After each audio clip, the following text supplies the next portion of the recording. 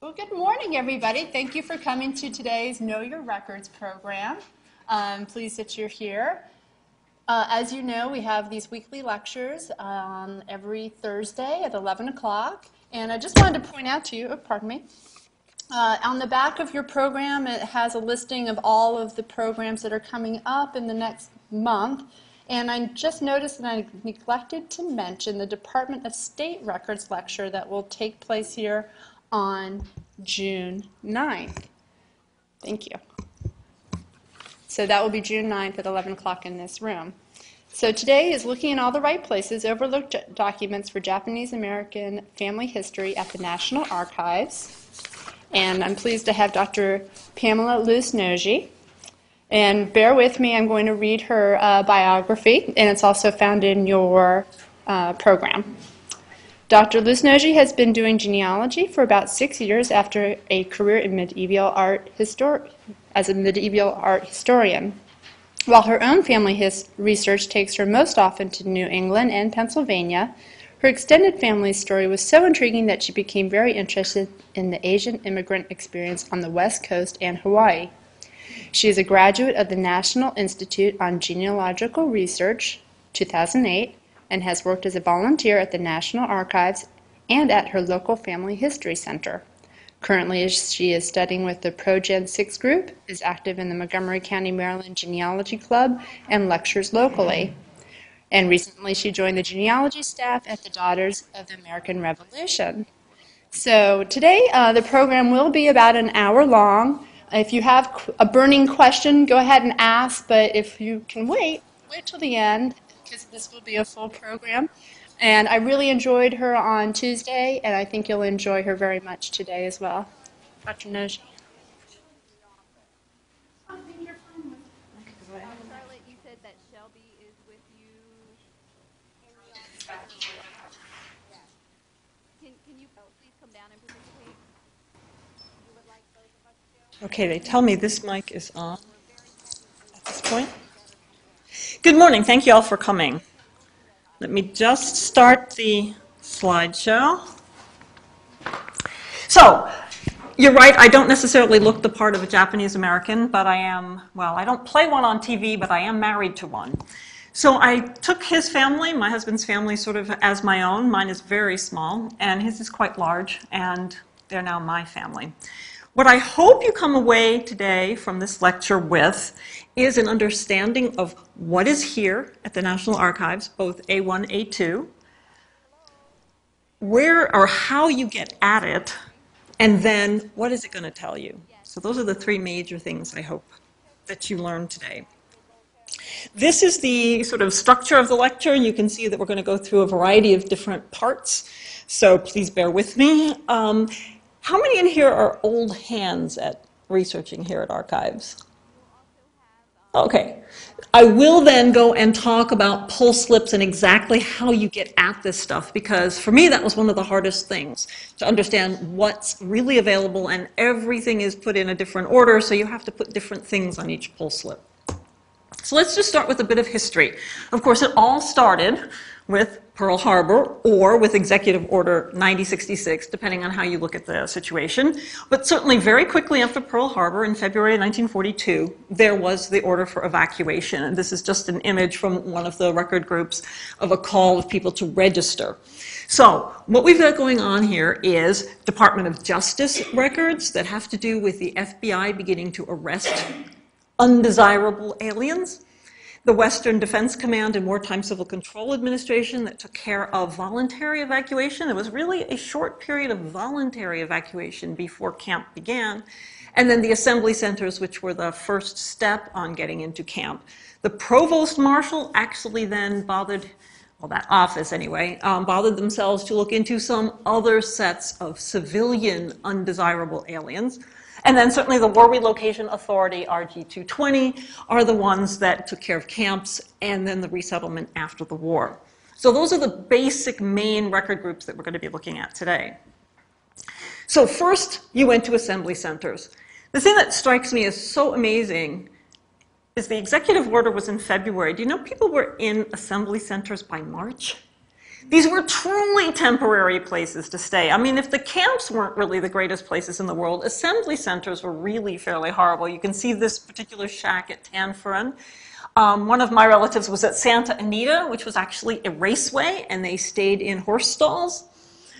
You can see a partial list here. There were more assembly centers than I've listed here, but it's interesting they were all closed by October 42 because, of course, where did you really get to go but camp itself? So this is a picture of Minidoka where my husband's father's family was. That is the list of the full number of relocation camps. To me, it's also, extremely interesting that something that we might think of as so horrendous is referred to in the Japanese American community as something that sounds so benign. Oh, I was in camp. You know, camp makes you think of summer camp, fun. But that is what most people that I know, anyway, refer to it as, is the time in camp.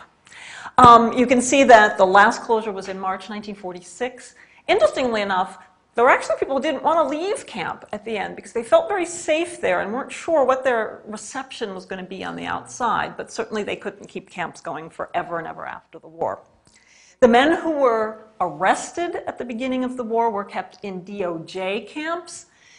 If you were deemed not a terrible alien, you were then paroled to the camps to be with your family. But the men who were arrested pretty much missed the assembly center section of this, but they went directly to camp from the DOJ camps.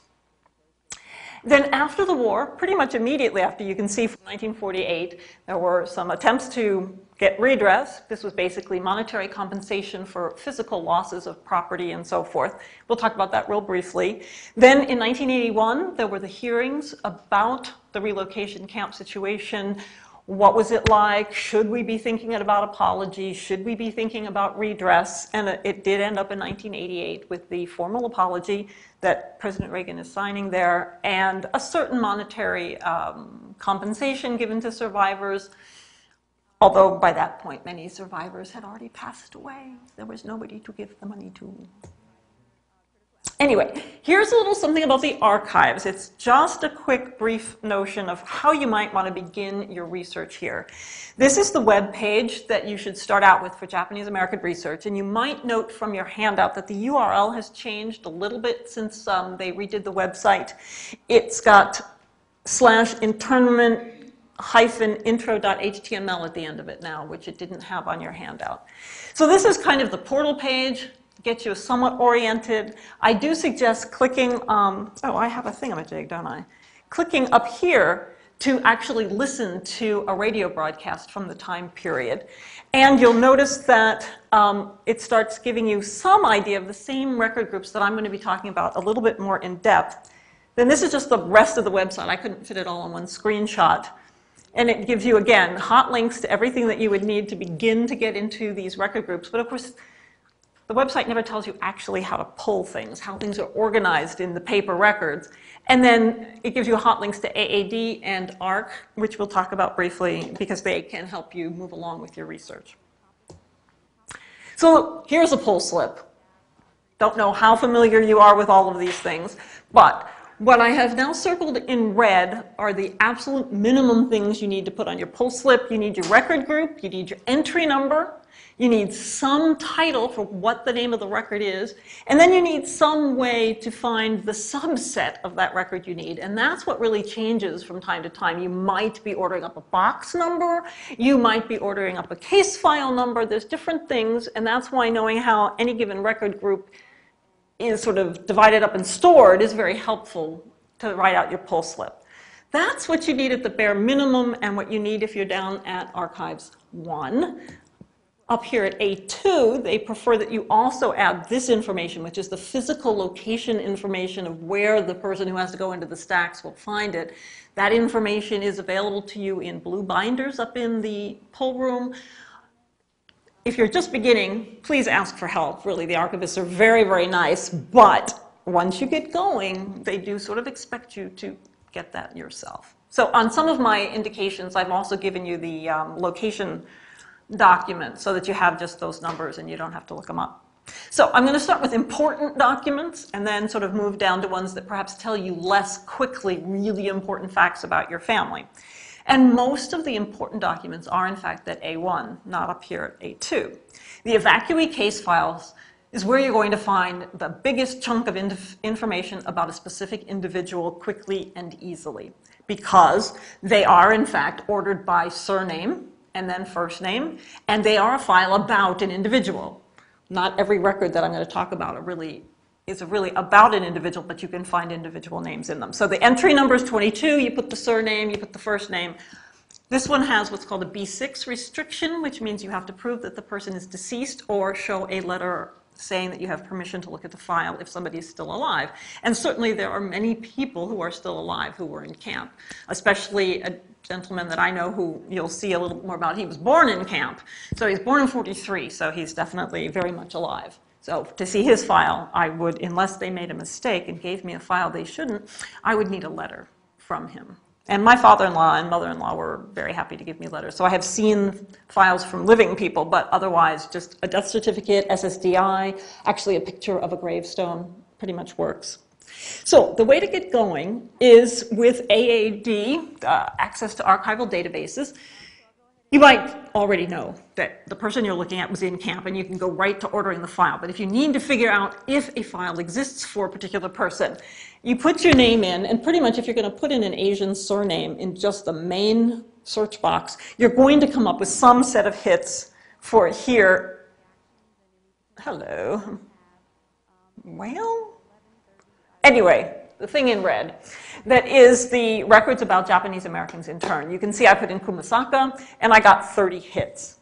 So then the next page is, when you click on the link, you come to this page, which gives you the list of all Kumasakas who were in camp. And the nice thing, I really hope that this worked. Oh yeah, here we go. The nice thing is that if you didn't already know this, not only do you get the relocation project, i.e. camp, you get the assembly center, and that can be helpful for some future research. And then if you want to look at the actual record, you can click here and see the record. So it gives you some basic information about the person. And for a long time, I thought this was all there was. This is the version on Ancestry. You can also get to the same database on Ancestry, and you get a document that looks pretty much the same and gives you roughly the same information. This is the tip of the iceberg. What you want is the stuff that went into making up this, just sort of a list with some factoids on it. So this is the poll slip that you would do. You've got your RD entry. It's a evacuee case file for Bertha, and I've got my B6 information connected to the poll slip. And this is what you get. And there is one of these. I mean, you get a variety of different things in the files, but there is at least this in every single file. This is the individual record file. Okay, so this tells us quickly and easily probably the greatest bulk of information about a family member that we're going to find, because I look at this stuff from the perspective of a genealogist, a family historian. So what we get is a birth date. We get a birthplace.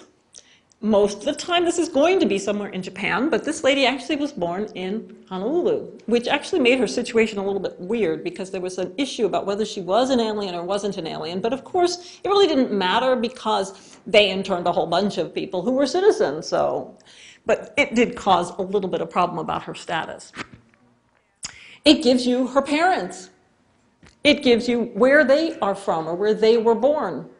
And if the person who was in camp happened to be fairly old, as my husband's great-grandfather was in camp, his parents get you back to somewhere in like the 1860s, 1850s in Japan, which is pretty good. And it's in English, which is really the great thing about these records. There's very little in Japanese. It's mostly in English. So then we also get her husband's occupation in the US. This couple actually happened to immigrate, well, at least to Hawaii. Never knew that Grandpa Tezo had a noodle shop. Okay, it doesn't help you build your family tree, but it does help you know more about what their life was like. Then you get the spouse. You get where the spouse is living. So you can tell if the spouse is living in camp with her, and he does, in fact, have the same address as she has. But let's say her husband was still arrested and in a DOJ camp, you would know that. So that would be helpful. Then you get her AR number. You might not think this is all that exciting, but if you ever need to go to the USCIS for any of the immigration naturalization type documents that they have in their new genealogy program that makes it a little bit easier to get there, although it's not cheap, having the AR number gets you exactly where you need to go very quickly. You don't have to go through searching. You can really just give them the AR number. So that's actually helpful. Then you get something about the woman's education, or the man's, or the kid's. So she completed the 8th grade. We might not think that's a great education, but look what is fun. Who knew? She went to cooking school in Honolulu. This is a fact I didn't know about Grandma Noji, so this is cool. Then we also know what she did for a living before the war. She was a greenhouse keeper. Whoops. And then we know height and weight. Is that absolutely necessary in family history? No, but it's kind of fun. And the thing that's interesting down here is they give us a little extra bit of information about her being hard of hearing, a little bit more medical information and remarks, that she punctured her eardrum when she was 10 years old. Now, my husband knew Grandma Noji was hard of hearing, but of course by the time he knew her, she was an older woman. He had no idea that it was an accident early on in her life that caused her to be hard of hearing for all of her life. Then there's some other information on the other page, which there's not much for this woman, but especially if you were a man and had had a lot of different jobs throughout time, you'll get kind of an entire work history. And then the next document that you get, pretty much for everybody as well, is something called a leave clearance form. You may not be aware that fairly early on, to be honest, in the time of being in camp, like late 1943, you were allowed to get out of camp if you promised to go somewhere that wasn't in the exclusion zone. So you needed a leave clearance form. And then, of course, by the time the end of camp came, pretty much everybody filled out a leave clearance form. And again, you get tons of information. Some of this duplicates what's on the individual record form, and sometimes there's some extra information. This one is kind of interesting because although we have the names of her parents before, she's now kind of waffled a bit and said that her mother was born in Hawaii, which is not quite true. Her mother was, in fact, born in Miyagi-ken. But we get this little thing, may be evacuated. Since the mother was living in Hawaii at the time of the war, who knew what her status was? Because nobody was sure who was and wasn't evacuated from Hawaii. So it gives you a sense that you might want to be looking into what's going on here, because she was in a little bit of a dicey situation, not being specifically in camp with this family and not being back in Japan. She's kind of in limbo, and we might want to look for more documents. Then, in addition to the husband, which we see here, and we saw him on the other form as well, we now get all of the kids and where they're living, so you'll know whether they're in camp with the family, whether they're not. And sometimes if a child was already, let's say, old enough to be out of college and was not in the exclusion zone, they would not be in camp with the family, but you would then know about them even if they weren't there. And in this case, there were several more children, so there were pages on the back, but I don't need to show you the extra pages. The particularly fun thing about this document is it gives you relatives in Japan, not just people who are in the United States. And we had no idea when we got these records that there was a brother living in Japan. And you might notice that the brother's name is Toramatsu Kurosawa. Well, if you think this woman's name is Noji because she's married, but if you look at her father's name, her maiden name is Ichijo. So you're like, why is her brother Mr. Kurosawa? This doesn't seem to make sense. Well, it's a tradition in Japan sometimes to be what's called a yoshi. And that's where a man sort of becomes part of his wife's family and takes his wife's last name to become an heir to that family if there's no male heirs. Well, that's a nightmare for genealogists, really, because you don't expect that to happen. And how are you going to trace that this guy, I mean, if you're looking at this guy is no more a no more a Kurosawa than I am. He's an Ichijo, but you're going to come at that kind of weirdness by looking at this document and then obviously having to do a little bit more work on it to find out what's going on with this naming problem. But it's about being a yoshi. And then you get some other information. What's her religion? Baptist. You might think that everybody who was in camp was Buddhist. Absolutely incorrect. There were Baptists and Methodists in particular, along with Buddhists. That may lead you to other kinds of records to know what their religion is. So that can be helpful. Then this document is a 4-page document. So that was page 1 and 2. And this is the interior, or actually it's probably 1 and 4, and this is the interior of the document. But it gives you some other information. Language facility. Did the person speak and or read English and Japanese, or Japanese? Because some people could speak Japanese perhaps and not be able to write it even. So it gives you some idea of that. Down here, this can be more particularly interesting for men than women, and this is obviously a woman's form. What organizations you belong to. This is one of the things that got men in particular into trouble and got them arrested rather than simply interned was, how should we say, associating with the wrong kind of organizations that might have had more subversive agendas. She just happened to give some money to the Red Cross. I mean, really. How un-American, right, is this? It's obviously not un-American. But the other thing that could get you in trouble was what newspapers you took, or magazines, journals. This is a local Japanese language newspaper that she took, and it doesn't seem to me that this one was particularly problematic, but there were other publications that if you were known to read them, that put you in a different kind of a group. So that at least tells you whether the person was more likely to have had more trouble with the authorities or less. And then this one is fun. Now, this is a woman, so these two questions 27, 28, I think are the numbers. I don't know if you've heard of the story of the No-No Boys. The No-No Boys were a set of young men in Tule Lake in particular who were asked to answer these questions. And they had great difficulty in trying to figure out how they wanted to answer them because the way they're worded it's a bit unusual. And I don't know if you can actually read them. But it's about your loyalty, about whether you would fight for the United States if asked. And they felt that they were kind of in a bind, that they would be screwed, as it were, whether they answered yes or no. So they answered no and no. They made a pact, and a whole bunch of guys wrote no and no. For women, it wasn't such a big deal because they weren't ever going to be asked to fight. But what's fun sometimes is later on they changed the wording of questions 27 and 28. And you will find this very document for other people with a stapled over piece of paper that has the new wordings of 27 and 28 with the answers on it, but you can look underneath and see what the answers were before. So that can be fun. And that actually perpetrated a wholesale exchange of people among the different camps, with certain people sent to Tule Lake because they were rabble-rousers, and people who were sent out of Tule Lake. So you think, you got to get all these people together in the first place, and then they smunched them all around at the end of 1943 anyway. So there was a lot of stuff going on.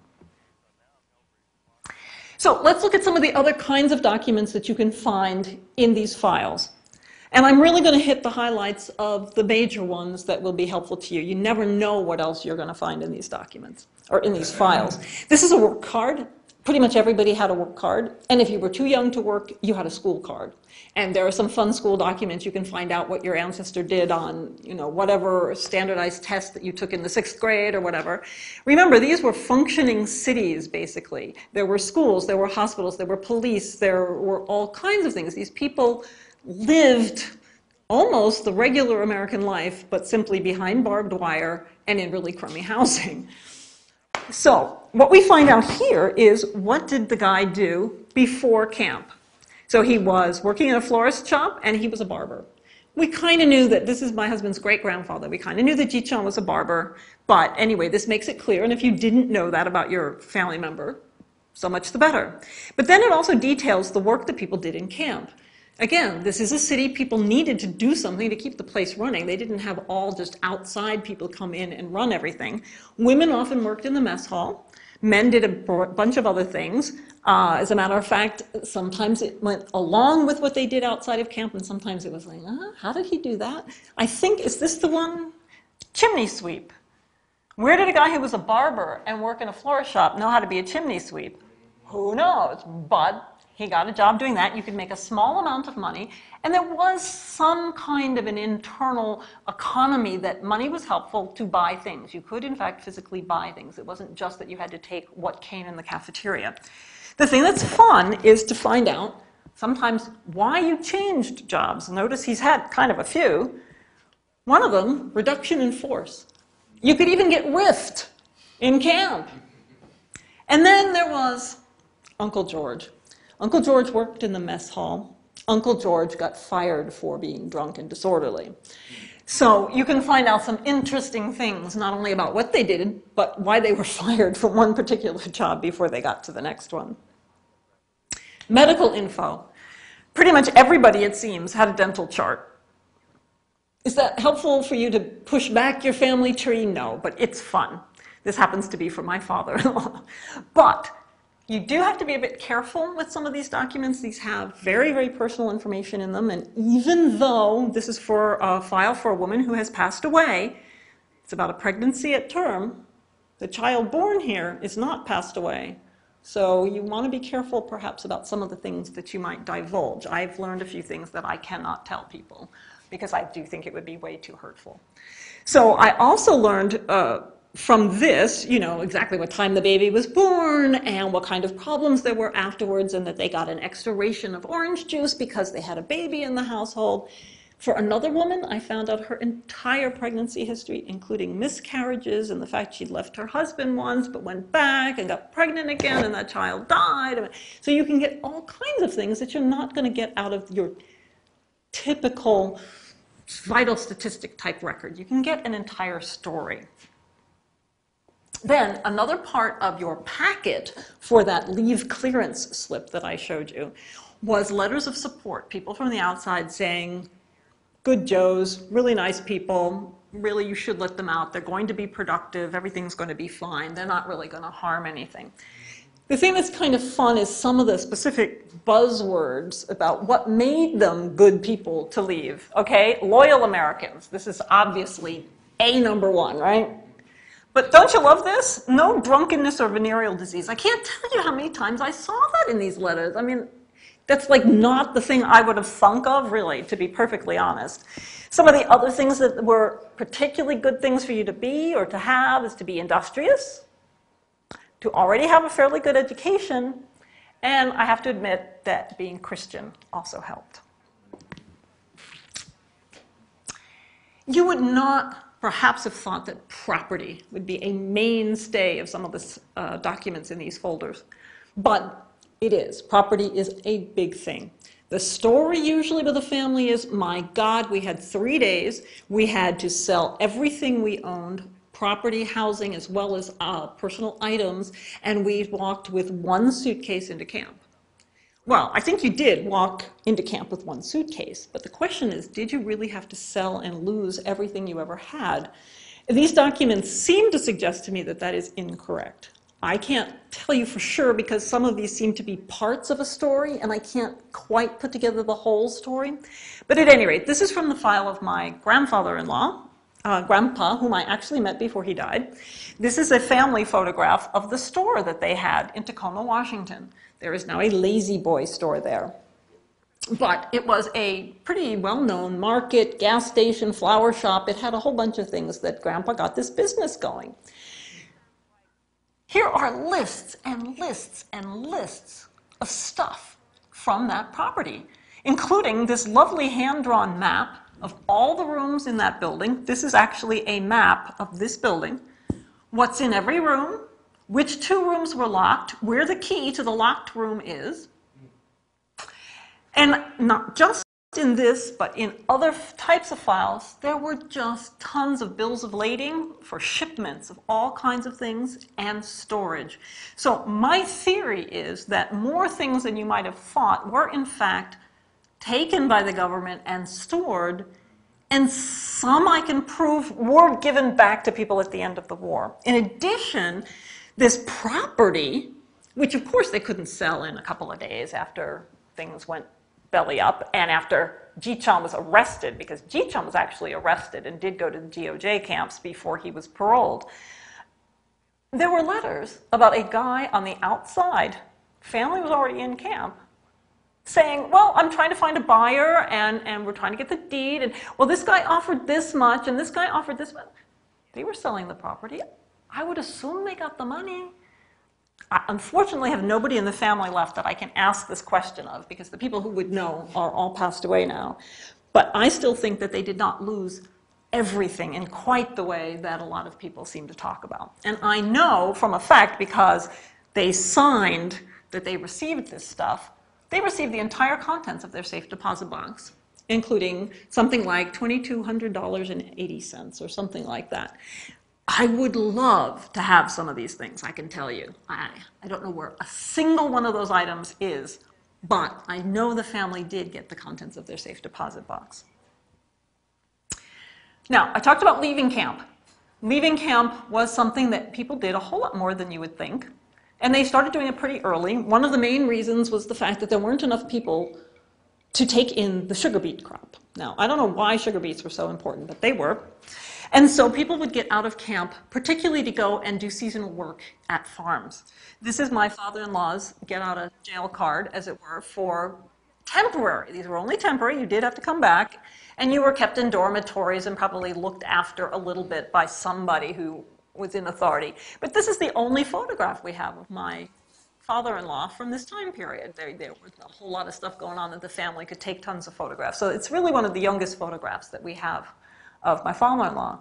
And then this is fun because this shows a different reason that a guy got out of camp briefly. Notice this is a reinduction pass, so it's for him coming back. He didn't get to leave forever, but he went to a YMCA older boys conference. So there was some in and out for some purposes. And then this letter is actually what they call terminal leave, which is when you left forever, where Ji-chang, this older gentleman, was asking for permission to go to Rochester, where the family was repatriated, or resettled, I should say, by a specific time frame to help get his grandkids into school, because the school opening day was X, and he wasn't supposed to leave until Y, but he wanted to leave earlier. And I don't actually know whether he was allowed to do that, but at least I have this letter suggesting that he asked. One of the sadder stories that I read in some of these letters asking to leave camp was a family that found out that one of their daughters, who was living outside the exclusion zone, so was not placed in camp, had been ill, had been hospitalized, and then was going to be discharged, but was still much an invalid, had nowhere to go and no one to care for her, and they had to beg to be able to get out of camp to go and help her. And that was very sad. So basic family data cards is another type of record that you can get after we've gone through that big file that has all the really cool stuff. Okay, so we've got an entry number here. This is done by camp and then by surname. So that tells you how the documents are organized. This gives you an idea of a pull slip. So we're going to look at Minidoka for the name Noji. And every family had one card like this for every year they were in camp. So if you don't already know, it actually puts your families together, not just all people with the same last name. You've got, it's kind of like a mini census because you've got relationship to head of household, birth date, birthplace, and here you can see 12/29/1943, this kid was born in camp, and the card for the year before doesn't have this child on it, and then all of a sudden you see another child come up in this grouping. So again, this duplicates some information that's available elsewhere, but it's nice to put the whole family together. And it's fun because this tells you how much the family members, each family member made at their different jobs in camp. So you could get a sense of whether they had at least a little bit of spending money. The individual locator cards, entry 23, simply by surname. These don't tell you anything particularly new, but I find these so fun because they tell you every single time he left camp. This is my father-in-law. He hated camp. He won't talk about camp anymore. So he left at every opportunity. So he goes out. You leave Minnie and you go out to something. You go Minnie to seasonal Paul FSA camp in Idaho. And this was this, I don't know whether it was always sugar beets, but it was definitely farming. And then you go back into camp, then you leave camp again, and now you went out for seasonal work to Hazleton. And I was able to absolutely pinpoint that at one time he left at the same time to the same place as his sister. So I know at one point he and Auntie Sachi left and worked together at the same place. And then it does give you the terminal leave. So you know exactly the day he left camp at the end of the war, 6/11/45. You know the address he went to. And sometimes if you get a bunch of these, you can figure out, again, if you don't already know how a family is put together, everybody going to that same address is very likely to be related. The final accountability rosters exist actually now on microfilm. You can't see the paper documents. The microfilm is just down at A1. You can pull it yourself. I mean, it's in the open stacks, as it were. It's by camp and then by surname. And here's what one of them looks like. Again, it gives you a bunch of information, some of which you may already have had. You've got your kumasakas here. They're all in alpha order, so you can't actually see a family together, but you can actually put your families together by matching up family numbers, because every family had its own number. You got birth dates again, some information, and what's kind of fun out here, which probably also comes from those locator cards, but here it's all in one place, where the family went to after camp. Because sometimes people went to some place very briefly and then settled elsewhere. You might think the family was from X, but they may have had a short moment in another place that you don't know about. And it supposedly should show you the place they went very, very first after camp. You would be, and I told you that there was this kind of mixing around after October 1943, you would be listed with the camp you were first placed in, not the camp you ended up in. And this is a little bit more about the transfers, but this is the first transfer you had to get from your assembly center to your camp.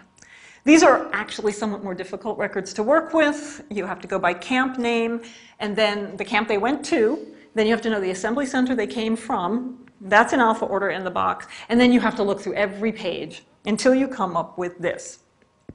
And I did find, I got a fair number of hits. But it gives you a sense of the date that they moved.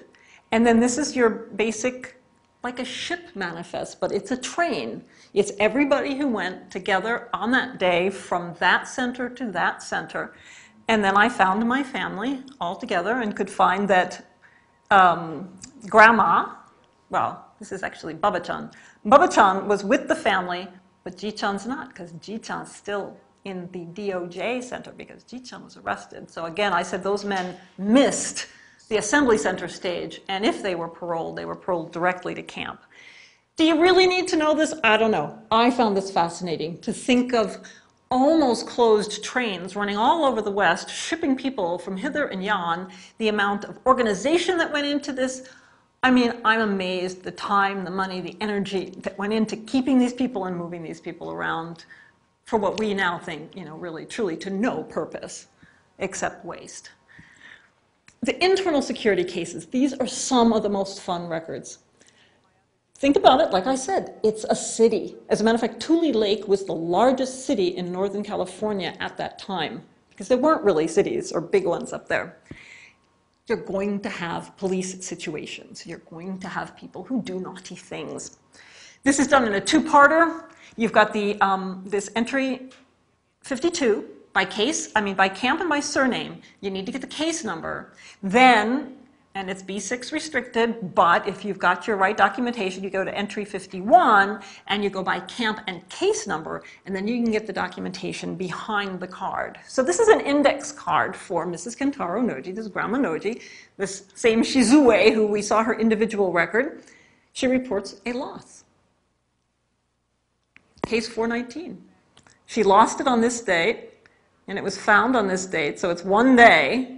And you're sort of wondering, reports lost, so what else can we learn about this? So this is the documentation in the actual case file once I got case number 419. Whoops. She lost her alligator bag. It tells you exactly what was in it. You might wonder why she was carrying around 6 Montgomery Award drafts. That suggests, again, a little bit more about an economy in which you could, in fact, purchase things even from the outside and have them shipped in. And then it tells us that it was found, by whom, when, what circumstances.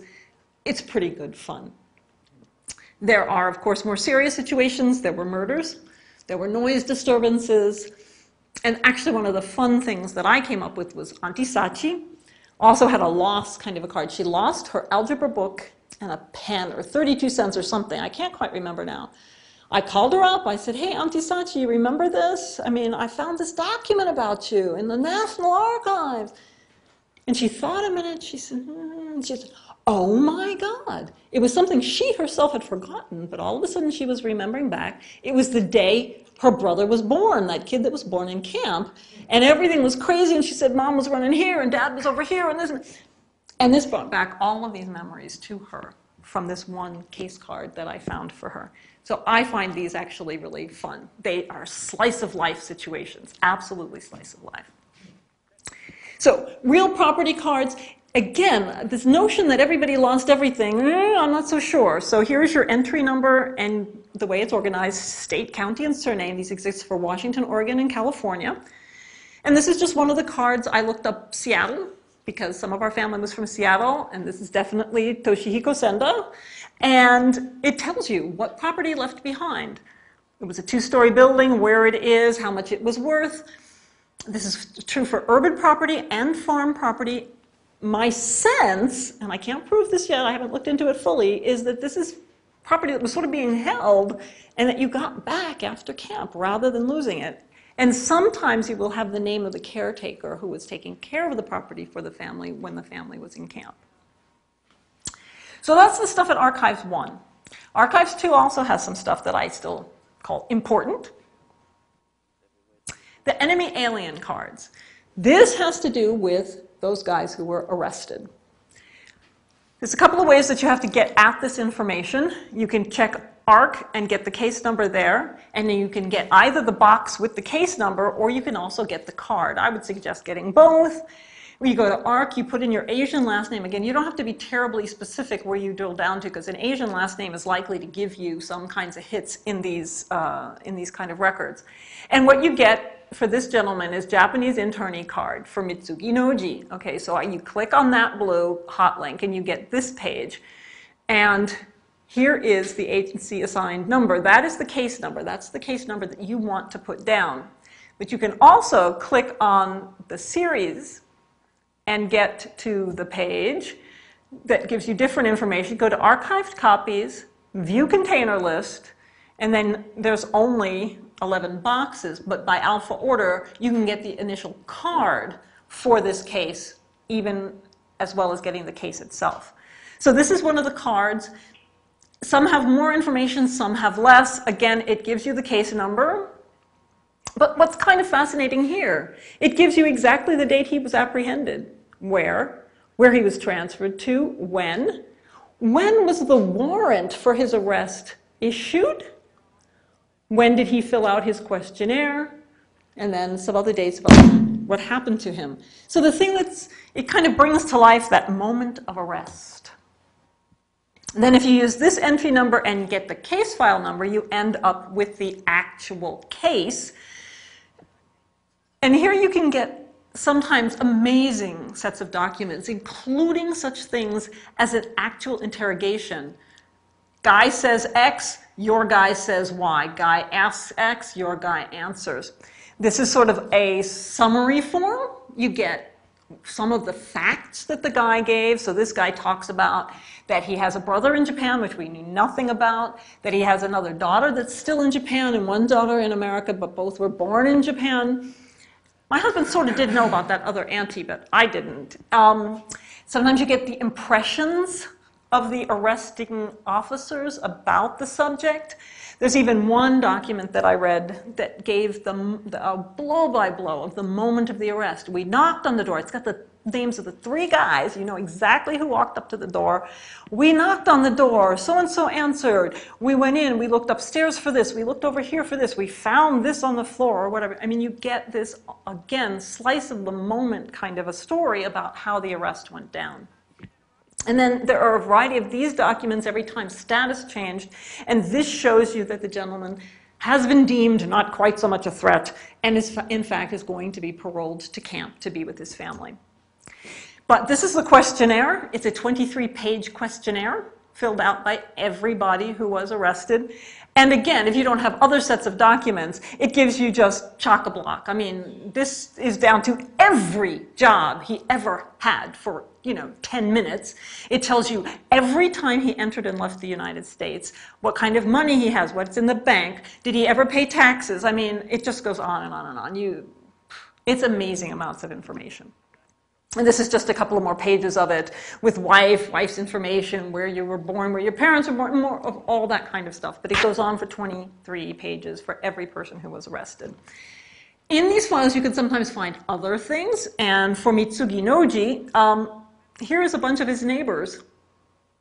You notice there are no Japanese names on this list, but they wrote in a petition to get him released. They did, in fact, parole him to camp. They didn't release him per se, but they did let him go to his family. I think they were in Minidoka. And I don't know exactly who submitted this, whether this was this group of people or anyway, I'm not sure.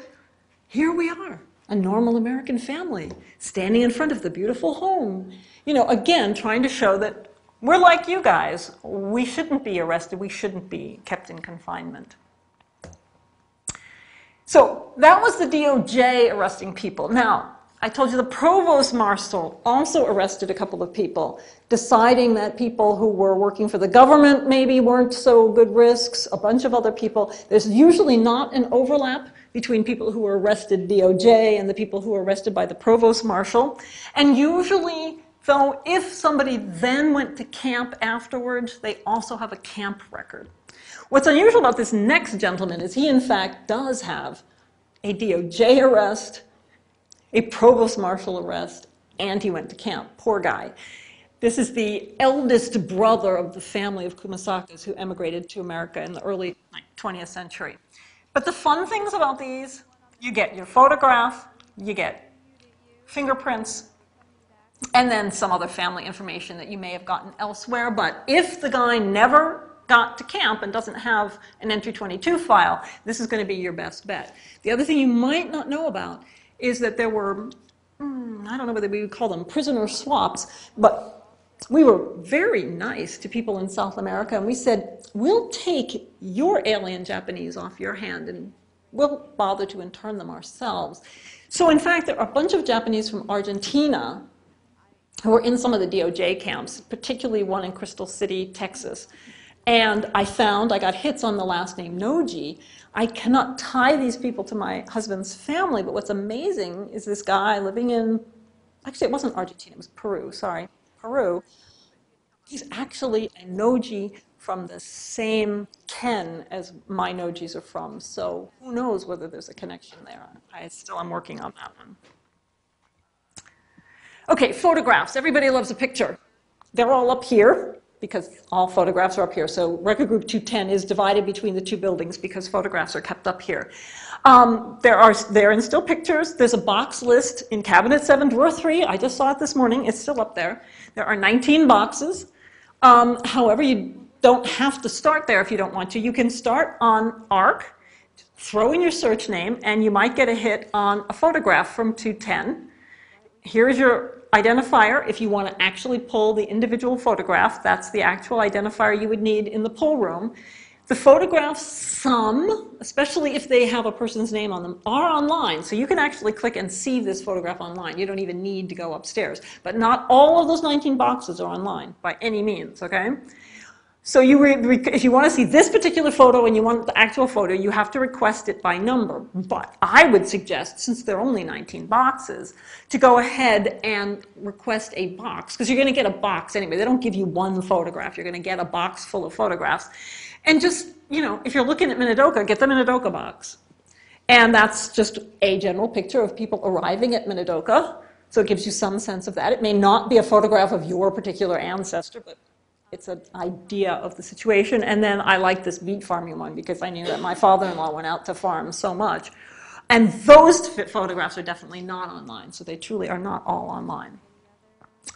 I'm just actually getting into looking at moving pictures and videos that we have upstairs. I've never looked at them before. That's a new thing for me, but they're also moving pictures and audio files that are in record group 210, but here in this building because that's where that medium is stored. Now, I just threw this in. There's not an assembly center folder for every family and every camp. They're on microfilm. They're here in this building, oddly enough. And you have to order up the microfilm here. It's not in the microfilm room just to pull yourself. But if you're interested in the assembly center part of the experience, these are cards pretty much like the family cards for camp, but for assembly center. And I did find the one for my husband's family. And since Kentaro was not arrested, although the whole family story was that Kentaro had been arrested, this is Grandpa Noji, Kentaro's in assembly camp. Kentaro was never arrested, so we found out that a family story was wrong. The thing that I find a little chilling about this one is the notion of what they had been given. There are 7 blankets, 7 cots that they were given or issued as part of their living wonderfulness in good old camp. And here you can sometimes find some other things. In another family's record, there was a set of letters petitioning to be interned with another family with whom they were not directly related, but with whom they had great contact, and they did not want to be split up. And from what I understand, they were not split up. So there are other items of interest. We'll briefly go through them. These are much harder to get at, but they can be fun if you take the time. They're actually all on microfilm down at A1. And they're open microfilms. You just go pull them from the stacks. There is a roll list in the tan binders down there in the finding, well, not quite the finding aids room, in the main room down there. You look up this microfilm number and you'll find the entire roll list for what's going on. But this tells you general stuff about activities in camp.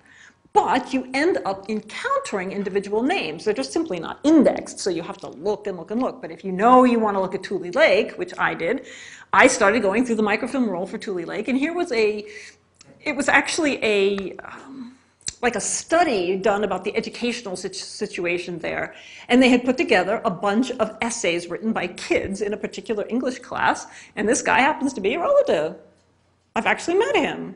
And this is what he wrote back when he was like 8 or 10 years old, talking about his camp experience. I must admit, these are all very, very sad. I mean, I don't know whether you all actually sit in front of microfilm readers or paper boxes and cry, but I do when I do this research. It's very tear-provoking occasionally. But these are wonderful places to look if you have the time to go through. They're nowhere near as easy as just calling up entry 22 and getting a file on an individual. This microfilm has been digitized and is on Ancestry.com. You cannot find it by using the word Japanese in the keyword. You have to use the word Japan and the star, the wild card, in the card catalog for Amazon, and you will get to those documents. They're unindexed. You must browse them. You'd browse them just like you'll browse the microfilm, but you could do it at home in your PJs if you happen to have Ancestry. So they have digitized this. The other thing that you can find on these very same microfilm rolls are the camp newspapers. I told you these are regular cities. They had newspapers, every single camp, sometimes 2, okay? And from very early on, it's like the second they got there, they had newspapers. And what do they have in them? Everything a family historian desires from any local small-town newspaper. Vital statistics. Noji, Mr. and Mrs. Kentaro Noji, had a son. There's Uncle Ray, that same kid I keep talking about who was born in camp. You've got his birth notice in here. Oliver Noji, he was a teacher of art at Tule Lake. He was an architect in real life, if you will, or in civilian life. And this basically is an entire biography of the guy. Tells you where he went to school, what he did, he went to Europe. It's great stuff, but you do have to look through them. Once again, they're completely unindexed. What's also fun is up here at A2, guess what? The assembly centers had newspapers. I mean, they were only in the assembly centers from like March to October, and yet they had papers already. This actually is from Santa Anita, which is the one where Auntie Ruri was, which was the horse stalls kind of thingamajig. But again, what do they have in there? Names, names, names, names. The entire list of baseball teams and who's on the baseball team. Again, more vital stats. Who was the participant in the musical concert one night? Who was the person in the 4th of July parade? All those kinds of things. They are chock-a-block full of names. Now, these records are not microfilm. These are paper records upstairs. They're very fragile, and there are, I have to admit, unfortunately, relatively few of them. And they're fading fast, but they're up there for your delectation. And then down at Archives 1, there is this list. Remember I told you there was a voluntary evacuation prior to even assembly camps.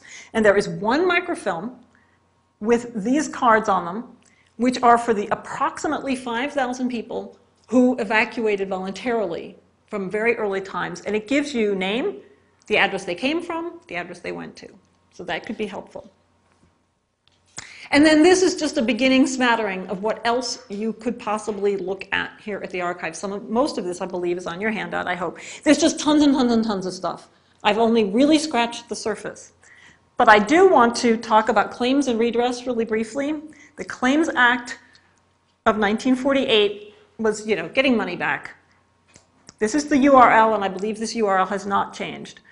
You can look online go and hot click if there's one of these case files. There's not that many of them. You can click on this hot link for the case file number, but keep the case file number in mind because this is what you'll get online, but you can actually order up the paper documents behind it and really take a look at what was going on. These are usually about some sort of loss of property, occasionally a loss of income that you would have had you been out doing your thing, mostly though about a loss of property. So you'll know something about the pre-war level of wealth of the family. Then remember, in 1981, there was this commission and hearings in 5 different cities on a couple of specific dates. You may or may not know whether the person that you're researching or your family member gave testimony, but it's kind of fun to take a look. There's 3 parts to look at. If you go and look at use this information up here and go to box 104, it basically acts as an index because it's just alphabetical order, but all you get is this little page. But you get the city, the date, and the page number of testimony, and you can get to the actual testimony. And this is, actually, this is the wife of the guy in the photograph from the provost marshal thing. This is Shoji's wife. And she tells about what happened to her during the war, after the war. Their caretaker had not taken care of their property. He'd ripped them off during the war, and then her husband got ill, and then he was never the same after the war, and then he died soon after the war, and the stories are pretty sad, let me tell you. Those were solicited testimonies. There was also unsolicited testimony, which there's only a couple of boxes of, and you can look through those. They're in alpha order. And you get a shorter story of what my camp experience was. Do I think we should get reparations? And this one was so fun. You get a family photograph in there. It's great. And then if you want to read the entire report on justice denied that came out of those hearings, it is completely online here at the archives by chapter. Then the redress files. This is when you got your money after 1988 and the apology. These are exceptionally difficult to work with, to be perfectly honest, and they don't necessarily tell you much, but I wanted to follow it all the way through to the bitter, bitter, bitter end. There's a special finding aid upstairs. You have to talk to Liz Gray. There's almost no way to get at these things without a fair amount of work. And then there's problems with restrictions on some of these files, because even one gentleman he's passed away, and I can prove that. There's information in the file about people who are still alive, and they would not let me have the file. So they have to be checked every file before you're allowed to see them. But I did find one for Tom Kumasaka, who is the gentleman who owned that store that I showed you with the plans and the lists of properties. So this is Tom. This is Grandpa, the man I met before he passed away. I didn't get more information particularly out of it, except the knowledge that he did get the reparation money, and here's his passport with a photo in it. So, it was worth it, but this is down in the weeds sort of stuff. And then really briefly, I wanted to say something about what's important for Japanese American research, but is a little bit beyond the National Archives, although these things are at the regional archives. I'm not sure whether you're aware that all women, American-born women who married foreign nationals lost their citizenship up to 1922. So you married a guy from Poland, you married a guy from wherever the heck, it doesn't matter, you lost your citizenship. Okay, in 1922 that was rectified with the Cable Act, but it didn't help Japanese women, or Japanese American women, or any American woman who'd married a Japanese national, because there was a lovely little line in the law that said, men eligible for citizenship. Japanese men were not, and Japanese people were not eligible for citizenship. So Japanese, or people who'd married Japanese women, had to wait up till 1931 for them to fix that little glitch in the law. Okay, so 1922 didn't help them. 1931 did. So if you think this went on in your family, you have to think of the 1930s, not when they arrived in America, not 5 years after they arrived. I think 1930s, figure out where the family was living at the time, and then look in that local court. And this is all going to be National Archives type or regional archives type documents because it's post-1906 immigration, blah, blah, blah. At any rate, I got this one out of Seattle, and there is something very, very odd about looking at a naturalization paper and looking where the person put down where they were born. Bellingham, Washington. You don't expect to see that. But women did go and get their citizenship back, so you might want to look into that. Then, of course, finally, 1952, the McCarran-Walter Act, finally Japanese were allowed to become American citizens. So you would want to look, where was the family living in the mid-50s, early to mid-50s, to see if they had naturalized, and you want to look at the documents in the local courts there. This I got out of Laguna Niguel, which is one of the regional archives, and basically naturalizations are pretty much given out to the regional archives. And this actually is the naturalization for that man, Ji-chan, who was arrested and then sent to camp, but he wanted to become an American citizen. So about 1 year before his first great-grandchild, my husband, was born, he naturalized. And then with that AR number you've got, that we got off of the individual record, go directly to USCIS and get the A file, whatever other kind of files they have about your ancestor. And this is Kentaro, the husband of Shizue, the lady whose individual record you saw.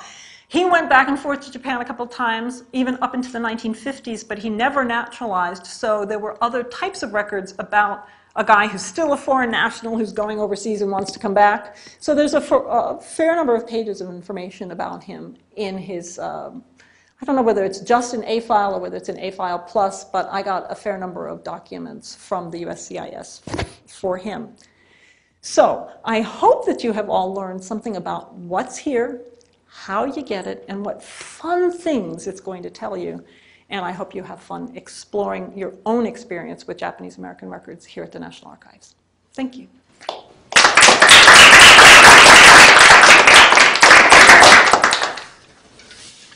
Are there any questions?